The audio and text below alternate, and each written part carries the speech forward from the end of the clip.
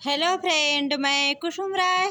मैं अपने YouTube channel पर आप सभी का स्वागत करती हूँ। दोस्तों, मैं एक विवाह का गारी गीत सुनाने जा रही हूँ। अगर आप लोग को अच्छा लगे तो लाइक सब्सक्राइब करना। अरे बेटा के बाबा, हाँ हाँ बेटा के बाबा, बेटा बेचवा हूँ मेरे माई, रुपिया के खातिर बेटा बेचो ताड़े रे माई, रुपिया के खातिर बेटा बेचो ताड़े रे माई। अरे बेटी के बाबा, नगर से ठहूँ मेरे माई, ताउली बिछा के रुपिया गिनो ताड़े रे माई, ताउली बिछा के रुपिया गिनो ताड़े रे माई, ताउली बिछा के। अरे वो बरसे लाडो बेटी हसत बाड़ी रे माई, हमार बाबा नो कर बेसाह ताड़े रे माई, हमार पापा नो कर बेसाह ताड़े रे माई, हमार बाबा नो कर खरीद ताड़े रे माई।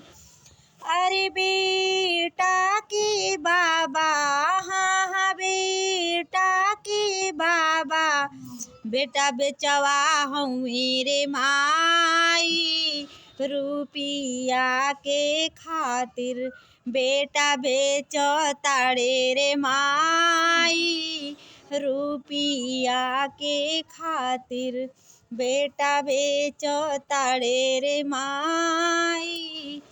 अरे बेटी के बाबा, सूबेदारवा हूँ मेरे माई, अरे बेटी के पापा, सूबेदारवा हूँ मेरे माई, ताउली बिछा के रुपिया गिनो ताड़े रे माई, ताउली बिछा के।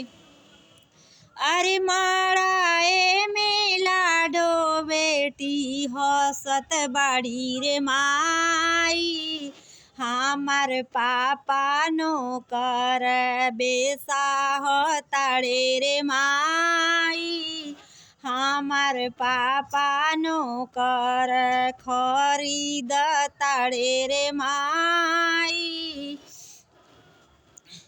अरे भोरे भोरे चाय पानी हमके दिही रे माई, अरे भोरे भोरे चाय पानी हमके दिही रे माई, खाना बनाई कपड़ा फेंची तेल लगाई रे माई, खाना बनाई कपड़ा फेंची तेल लगाई रे माई, हमार पापा नो कर खरीद ताड़े रे माई, हमार पापा नो कर सहेज ताड़े रे माई।